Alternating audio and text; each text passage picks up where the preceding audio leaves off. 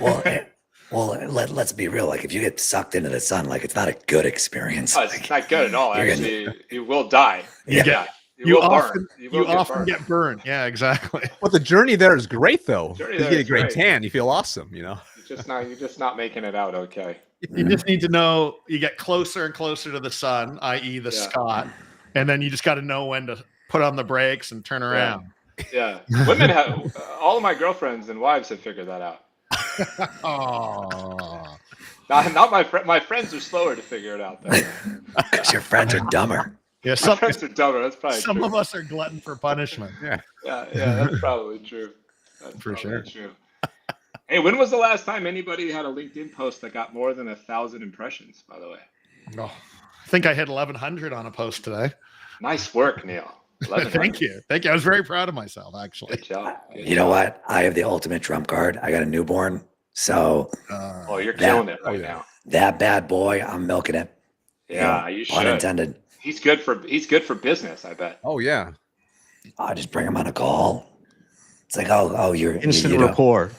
Yeah. Hold on one second. Before you talk about not moving forward, let me just introduce you to my newborn who I now need to feed. I'm sorry, what were you saying? I just keep him strapped to your chest at all times. Yeah. That's Yeah. a rapport builder. Permanent Yeah. baby Bjorn is part of your That's uniform now. Yeah. You should actually, I don't know if your baby's awake or not, and I know you probably don't want to grab it, but you should grab it, man. I'd love to see your baby once we're talking here. Let me- But Justin, just really quick here, I know we've got some people listening in. Do we want to? Are people allowed to ask questions in the chat there? Yeah. Throw questions in the chat. Yeah. Throw questions in the chat. This is, we're going to talk about a couple topics, that are top of mind. People have Q&A, that they have answering, people's most pressing questions. The whole goal of this was to just have an unfiltered, unpolished, raw conversation in a way that can serve people. And, we're obviously working together on a pretty big project with Midnight to Millions. And we've been, working together for months now. And one of the things that I love about you guys is, we don't bullshit, right? We can get into it, give people the non-PC answer, right? The answer that people need to see or need to hear. Love it. And, figured want to put this together in a way that, can help some people. In a way that may not get in their day-to-day, whether it's a rep, whether it's a leader, whether it's a founder, whether it's a career question, whether it's a leadership question around building a culture, whether it's a scaling question. I love it. We all have some great backgrounds around that and can help in different areas. So that's what this is about. But then also it's just an opportunity for us to chop it up and shoot the shit and talk about Marcus's beautiful glasses to prevent him. You like that? I do like, and I see on the chat some. I don't know everyone that's on the LinkedIn Live, but a couple people just spent the week with John DeVoe at Pavilion GTM conference. Hey, John, Partha on there. How you doing, buddy?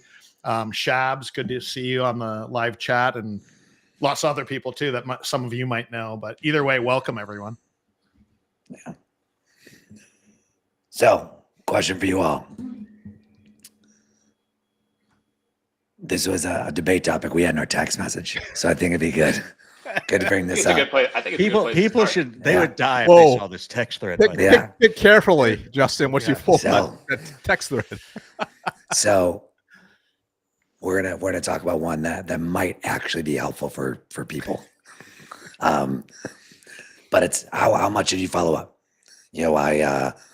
I would say I got a little triggered by seeing a post on LinkedIn about someone saying you should only follow up a couple times. I have strong thoughts around that, but let's toss it up. Like, what do you guys think? Like, are we reaching out a couple times?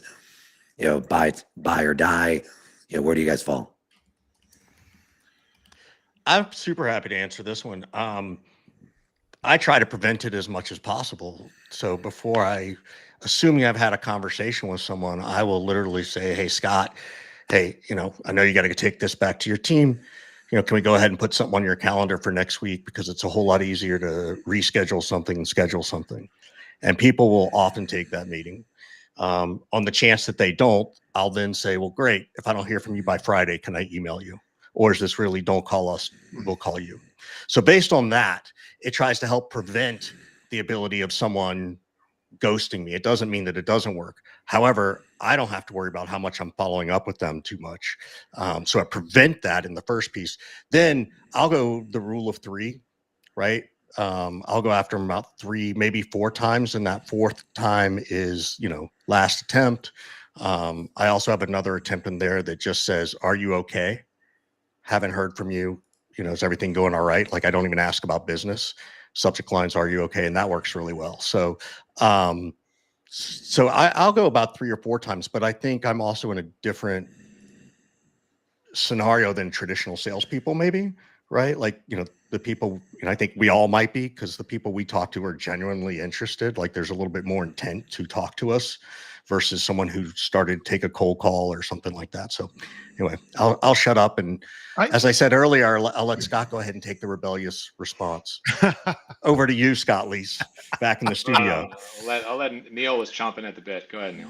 Well, I first want to say that my own partner and son, Hunter Weitzman, is on the live chat telling me that of the 5 of us, Scott is his favorite, not me. So, I love Hunter already. So that feels great. Yeah. Just big fan of Hunter. He hasn't met Justin or myself yet, so maybe not Richard. So I don't know. I'm just saying.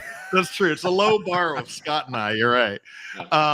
On to the topic. I love this topic of being ghosted, and I won't go too deep here to let everyone else have a chance too. But I actually think talking about how you send a message or at what point you stop regarding ghosting is actually the wrong discussion. It's what do you do up front to avoid it happening in the first place? And while, of course, there's nothing that makes it perfect to 100% avoid it from happening, I think there's lots of things you can do to decrease the chance of it significantly by doing what I'd call proper expectation setting, which, there's a whole thing about that we can talk about.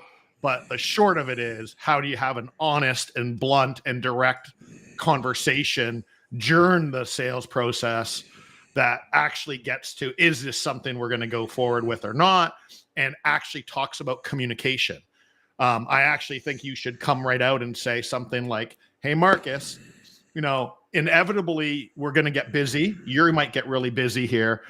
If I send a note and you don't reply to me and because you get busy, what is the best form of communication to have a chance to reach you? Do you prefer email or text? Et cetera, et cetera. And you see where I'm going with that. Yeah. It's being really direct and honest about that. And whether or not it's going to be perfect, the fact that I even address it will significantly reduce the chance of Marcus ever ghosting me. Not perfect, but significantly reduces it. Just show up at my house, with coffee and food, exactly. and I'll let you in.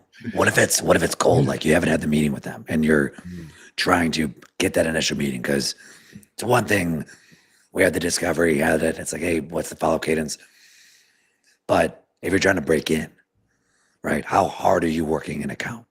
Or that's the real question here. Totally fair. I'll let someone else jump in on that one.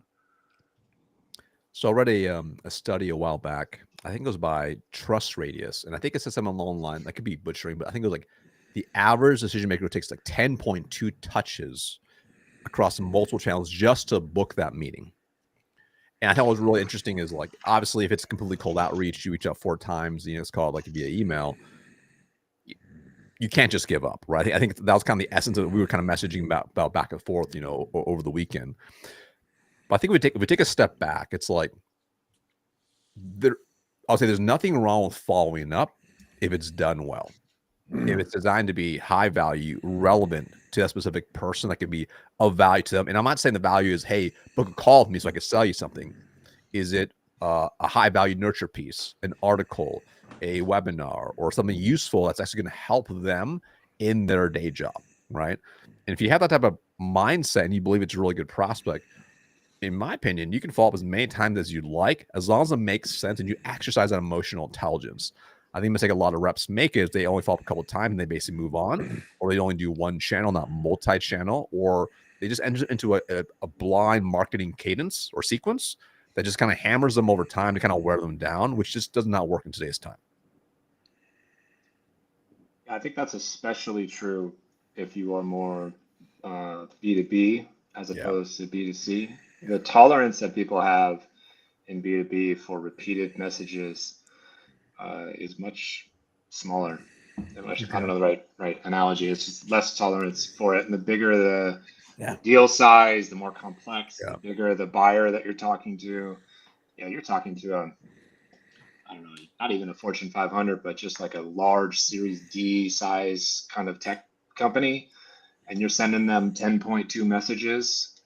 That's way overkill, unless those 10 messages are spread out over the course of like a year or something like that. So I think a lot depends on what time frame we're talking about, and I think some terrible salespeople read a study like that, Marcus, hear 10.2, and they're like, I just got to send 10 or 11 Let's messages, compress it to like one day. and then I'll get there, right? And even in, to me, 10, 11 messages in a span of 20 or 30 days is way too much. Like, you've kind of rubbed me the wrong way at that point in time, and I don't want anything to do with you. So that was my main kind of thing that I was thinking about over the weekend in our text thread was it B2C or is it B2B? How big is the deal size? How complex is this thing? What time frame are we talking about? And I think it's just really important to consider that stuff and be aware, rather than just blindly reading numbers and disregarding the rest of the context. Yeah. And just we haven't talked a lot about, and I'm not sure if we need to, but because this should be commonplace or known, we haven't talked about what these messages say. Yeah. And of course, I don't care if it's 2 of them or 20 of them. That's what we're debating now. But it's none of them should be wasted time and energy that are like following up, checking in, and we all should know that years ago by now. These should be messages. I don't care if you send 2 or 10 that are helpful, kind, adding value, and just touching base without saying the word touching base, but in a way that is helpful to you.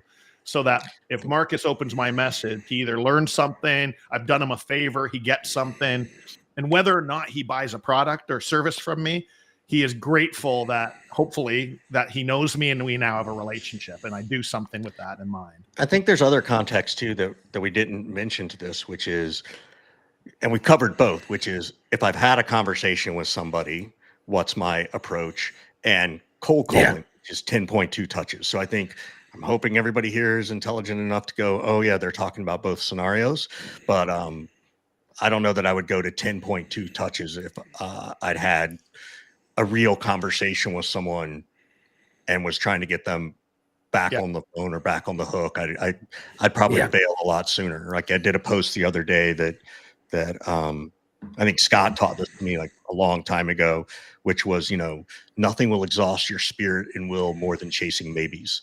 And it's the greatest thing ever. Like there are several little snippets I have that have lasted me a long time. And that is one that I just wholeheartedly agree with, like, because I live it. I think we've all lived it. And I'm like, okay, well, I got to figure out what's my distance, right?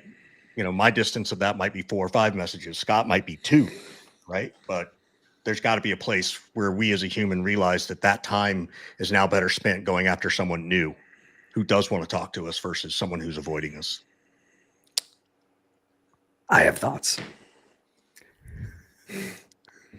I will never apologize for following up my motherfucking ass off with someone that I know I can help. Like, if I know I can help you, I'll never apologize if I have to frustrate you in the process. Now, but the key is I have to know I can help you. So I have to do my research. Relevant messaging, let's just like call that as like table stakes. Right? I'm not sending like mass emails.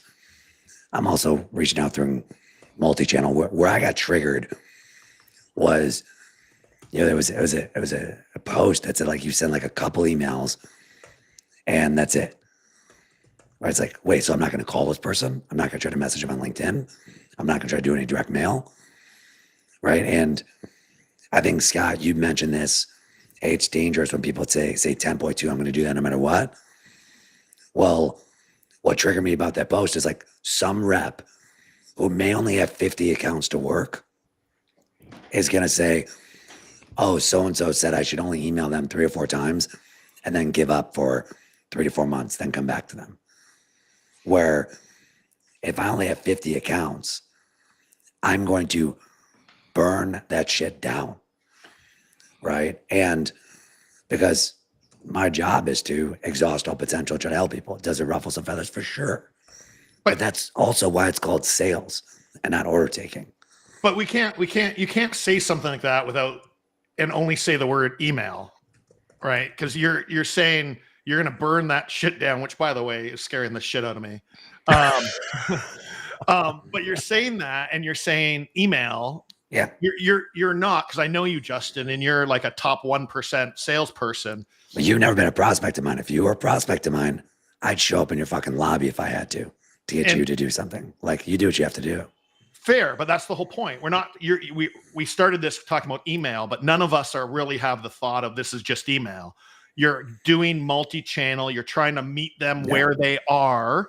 You know, if they go to an event, you're going to the event, and you're going to try to have a human conversation. Right? Email is one of 10, different things you might do to try to engage in a discussion. And so it's really, quite frankly, it's wrong for us to have a conversation like this and only say the word email, because that's not the right thing to be thinking about. Yeah, I think it's just dangerous advice. Like I think the 10.2 is like, hey, it's an average, it's a good average, right? But what's the context? Hey, if I have 10 accounts and that's all I have to work, there's going to be 50 touches. It's however many touches is required to break in is what I'm going to do. And that's where I got frustrated when I saw that. Number one, it was like the lack of touches. Number two, it was just email. And that's why, we're texting about it. I'm like, hell no. And I don't even remember the LinkedIn post. We should pull it up on screen here and go and troll it for a bit and have some fun. I think we should change topics. I think we've talked about this topic. Let's go on to the next topic.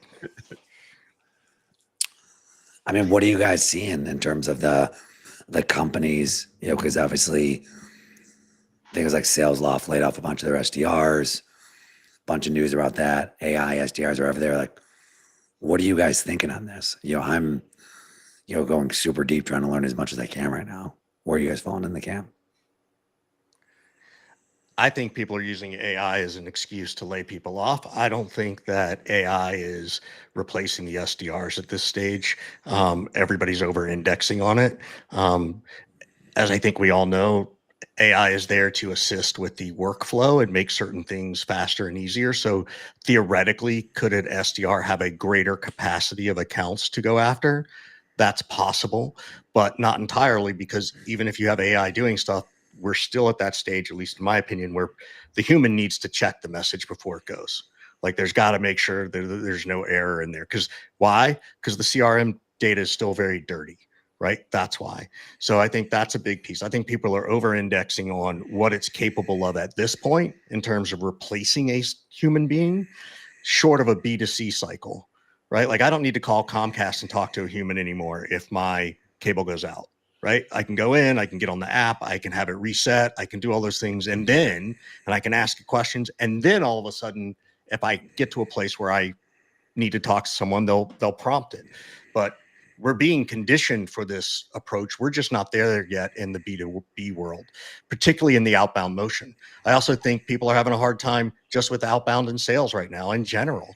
And so that's also a big reason. It's not the AI, it's just that the capacity of messages to send has increased, which means your inbox's capacity is blown up. And so even if you have the best message available, you're still just not getting read.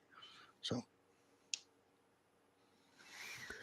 Yeah. So I've toyed around building some of my own AI agents, right? And like, they for sure help, but they require a lot of oversight. And I thought maybe I just wasn't like, I don't know it well enough, right? But I've read a few really good write-ups and seen a couple good things from Jason Lemkin. A lot of people know Jason Lemkin. He runs SaaStr, and I think one of his most recent articles or long lives was like I think they have like 11 or 12 agents now across different functions they built out. and he spent a lot of time building and training all these agents. But he's like, but requires daily oversight. Like still to this point, even though they have spent hundreds of hours training these AI agents, it's requires into every single day.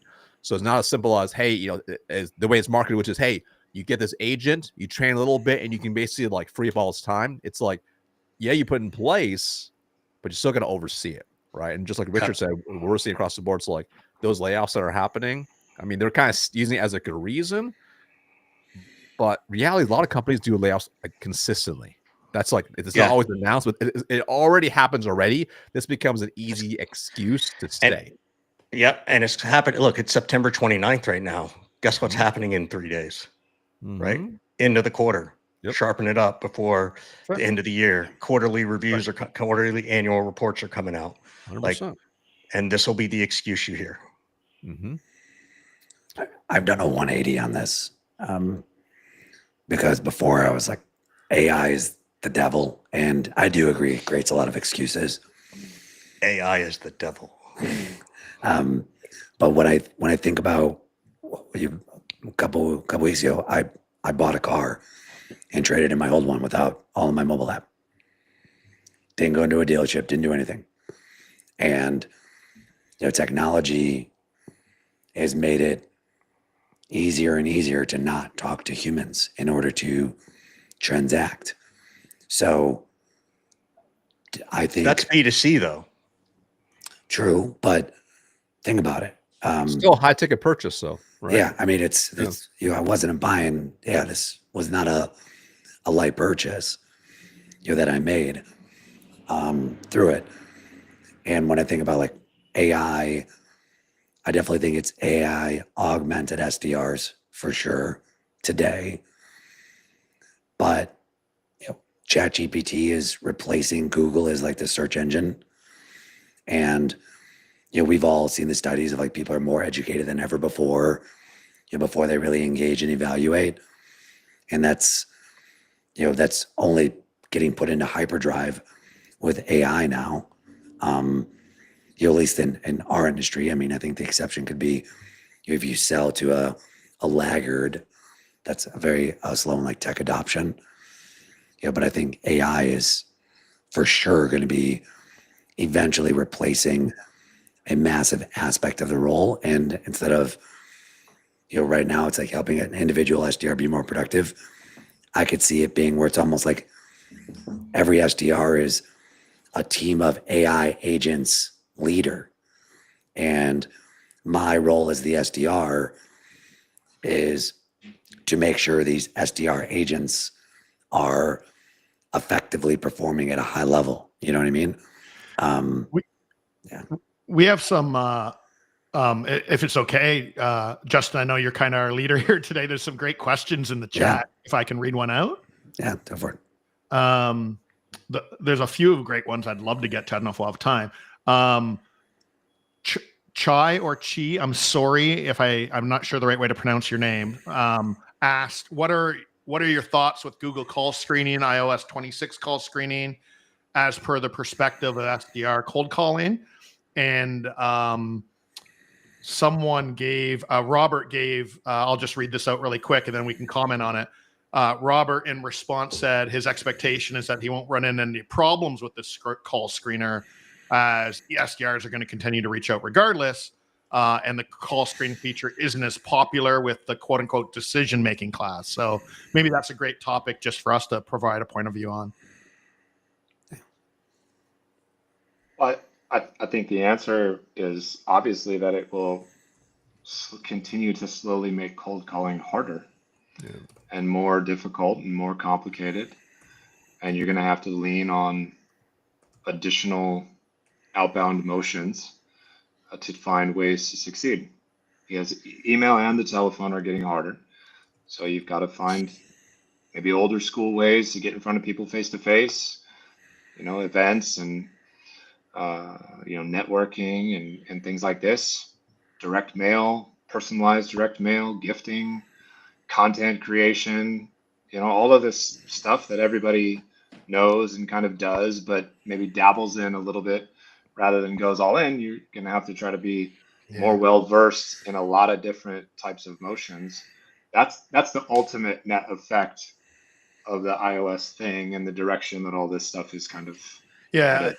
I'll just say 2 seconds on that. I agree. I love when I can disagree with Scott, but in this case, I agree with Scott.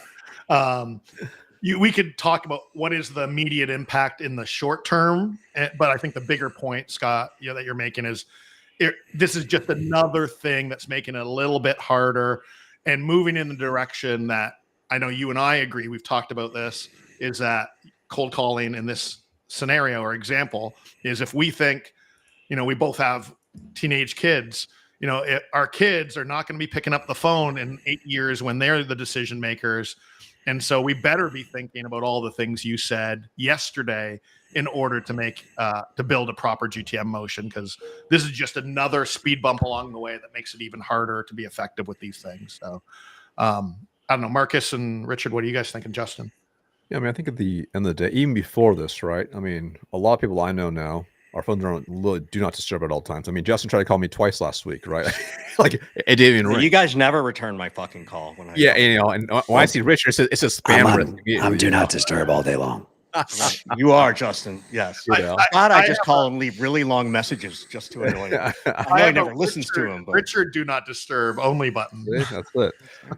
So we already know that's going to be a challenge, right? I mean, yeah, I think at the end of the day, I think as the individual by yourself, you have to develop all those skills that Scott talked a lot about. I think if you're a leader, is how can you set your team up for success? How can you create the environment for them so they're doing some of these things? So for instance, one of our clients, they go to a lot of events. So they go to a lot of events and they generate those leads and they follow up on those leads because they actually do a good job at the events. So they'll speak at the events, they'll have their leaders speak at the events. So that generates a lot of inbound lead interest that the SDRs can then follow up on. It's got a very high booking rate. So when you can kind of combine multiple things, like Scott mentioned, and you also do calling, it helps ease some of that pain. But if you're just scraping lists and making calls, and that's the only thing you do, making 1,000 calls a day, it can be very, very tough. It can be, even with some of the new tech out there where I see it's hey, a guaranteed 20% connect rate. Well, for now, but we'll see what happens over time because it'll get harder over time. So we tested when I was at my last company. We tested one of the hyperdialers, and their whole pitch was, we guarantee 10x conversations, right? And our booking rate plummeted. And they're like, well, we're giving you more conversations, so we're delivering. And I said, look, here's the reality. You're dialing 10 numbers at once. And when someone answers, there's a second and a half delay. It's whenever you answer that telemarketer call, you're like, hello? Okay, telemarketer, hang up, right? Regardless if it is or not. And that was killing our results. So it's now, if it gets to the point where it's real time, which will happen eventually, obviously that can help, but it's a challenge. All right, next topic. Go on to the next one. All right.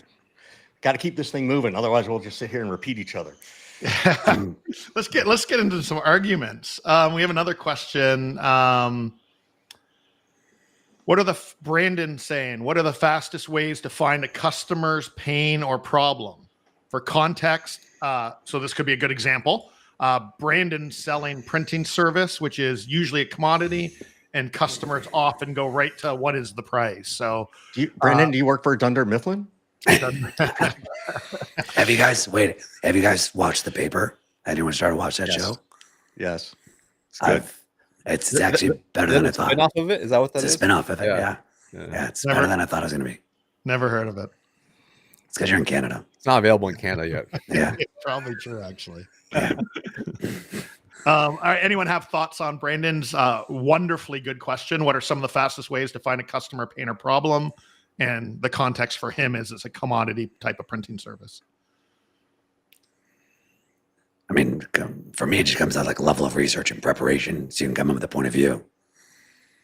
Instead of saying, help me understand your top priorities, say something like, every time I talk to someone in your position in 2025, they care about X, Y, and Z. And typically because of that, they're doing A, B, and C. Which one of those best applies to you and your situation, if at all? Well, I think it depends. Context matters too in terms Yeah. of this, in relation to whether it's a cold call versus a scheduled meeting, right? If it's a scheduled meeting, I'm very upfront about just out of curiosity, what made you want to talk to us today? What's happening over there? And I always go with a very open-ended question around it, and I always go with what's happening over there, because I want them to think like in a use case or case study scenario. I want them to tell me that here is the piece, not just sort of why did you want to talk to us, because that's a very different question. I want to know what's happening that makes you want to talk to us, and you immediately open into getting into real discovery when you phrase it that way. Yeah. And I would, sorry, Scott, go ahead. I'll go after you. What? At the risk of sounding super basic, the answer is you have to ask them. To me, I don't really assume anything here, and I'm trying to find some sort of emotional trigger. That's the key, I think, to get away from this commoditized world. When is the last time the print job missed a deadline or showed up damaged? How many colors got like mismatched or whatever, and how long did it take to fix, and how much grief did you specifically get? How many rounds of edits are required? Like, there's a million different questions, I think, that you can try to come up with that get it off of this commoditized thing. How often does it happen? How fast are they in fixing the problem if it does happen? Damn, that kind of sucks. Like, would you want that fixed? These are the kinds of things that you're trying to get somebody to open up and admit, right? And from there, you can try to take some of those pain points, if you will, and find a way to dig in a little bit on some value around that, like, I don't know, a faster turnaround time from an error means more of this. Fewer reprints means less of this. Fewer times your ass is on the line for a mistake is less stress, which means you might get, have better productivity or whatever. These are like emotional kind of value points that I think are super important in a commoditized world. And then find urgency points about it. Is there a promotion that person's up for soon?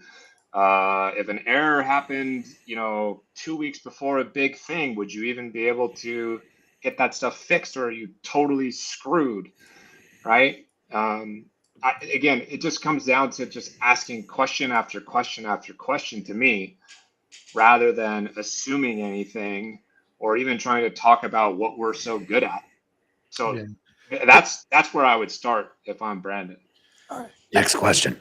Sorry, I just one quick comment on that. Real quick, close it out. Really quick. The fact that, Brandon, you said this is a commodity, I wouldn't shy away from that and try to go too deep on all these different things that maybe we think we're unique versus our competitors. But if it's a commodity and they're all essentially the same, and it is reality, it is a price discussion and nothing else, and I'm being very dramatic there, then I wouldn't shy away from it. I would be honest about that. I would even say things like, hey, I know this is a commodity to you. I know you have 5 choices.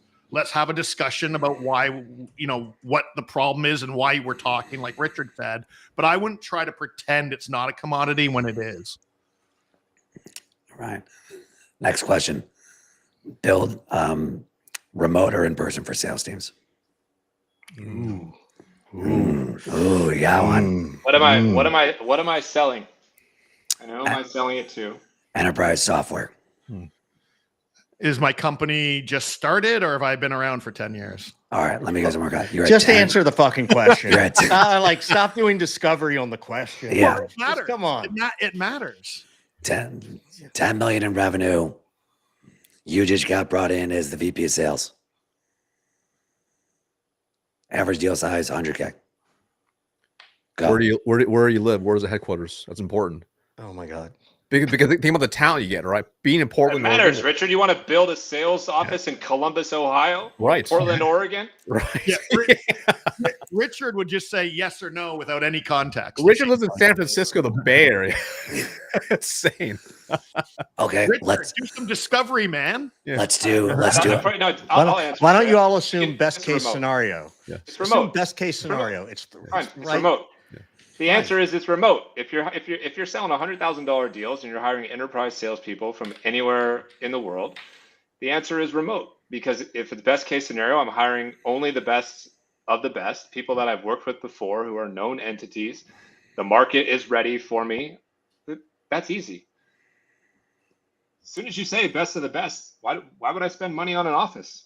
Yeah. All right, let's change this to 25K deal size. That's different now. Now let's have Richard answer. All right. 20 over this. You want me OTs, to so in-house or working OTs. with, first of all, let's say OTs there's a couple of 150. things. So one, I happen to like in office, right? I think there is value there. I don't expect everybody to like that. So my expectation is, yeah, I'm probably going to eliminate a lot of people, right? That's fine. But I'm of the ones that I want and the ones who want to be in an office and I'm in the right location to pull from that place, then I'm fine with building it there, because I also think too that there is this part, and it's not about the cohesion you ever hear everybody in sales. Salespeople need, if I'm building from scratch and they need to hear more stories and hear more things, I want them around in that old school bullpen for something like that. To Scott's point of 100K, where it's probably a field sales role anyway, right? I don't need them in the office, right? But if I'm building from scratch and I've got to get them up to speed as fast as possible. And there's a lot more that can be done that way. I know a lot of people don't like that, and that's fine. But there's a lot of people who like going to an office. Everybody assumes nobody wants to go to the office. Well, there's a lot who don't, and there's a lot who don't mind. If I'm in New York City, do you think I really want to live in my apartment working from home with 2 roommates? No, I want to go to an office. Yeah, I think again, we're asking questions about the context, and if we change them, I think for me it changes the answer a little bit. I generally agree. Well, I agree with Scott and I agree with Richard. Pick one, Neil. Quit being Switzerland. I can't. Or Canadian. Yeah, exactly. Let's The not get into 51st that. state. Yeah, let's not get into that. But I see the benefit of in office. I grew up in office. I see tons of benefit there. If I'm building a BDR team, I want them in office. If we're talking though, like I think we are, the best enterprise salespeople, whether it's 25 grand ACV or 100 grand ACV, we said that we're the best and experienced. While I see the benefit that Richard is saying, and I will never disagree with there is benefit, I think there's always pros and cons, and I'm going to err on the side of giving them the freedom and trying to find the best damn talent I can anywhere across the country without worrying about that. But if it is a more junior team that I'm building, I want to err on the side of getting them together and learning by osmosis and all the different things that happens in office. Commercial below, in person, enterprise, you can do well. Yeah, remote. All right. Shadab. Sorry, I may have butchered your name. Amir's laughing at you, Richard. He said LMAO, and I think he means you. Real quick. That's quite all right. What signals would you guys suggest we track? Question from Shadab. Sorry if I'm butchering your name. What signal would you guys use to track whether or not to know when a market is saturated or ripe for disruption? What signals when a market is saturated? A market. I'm assuming, let's put this in the context. Let's say I'm evaluating joining a company, to put a wrap around this. Okay.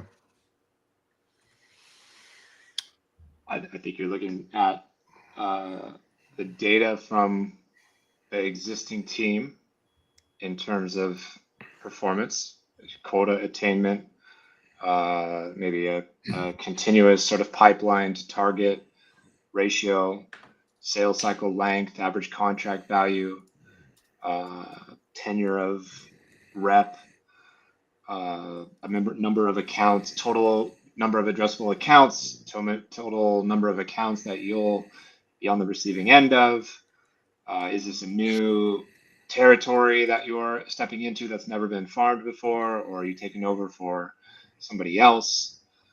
These are all signals, I guess, in the verbiage that you're using. All of those things can tell me, oh, this has got good potential here, or they could tell me this is a nightmare and I got no chance. So those are a few questions that somebody could ask if they're evaluating whether the role is going to be a good one or not. I think the other piece as well is saturate is not necessarily a bad thing. You know, I mean, some people think, I mean, I think the example of, I can't remember who it was who had the, I think it was Brandon, who had the commoditized product, very saturated market, tons of competitors, very little differentiation, you know, low margins, but there's a high need for it, right? So the people are willing to pay for that. So that means potentially you can still enter that market, right? So I think you have to find a balance where, yeah, maybe it's saturated, but there's also a big market for that versus it looks like, oh, here's a whole blue ocean potentially. Yeah, that could be amazing, but is a market ready for that? I mean, look at AI, say 15 years ago.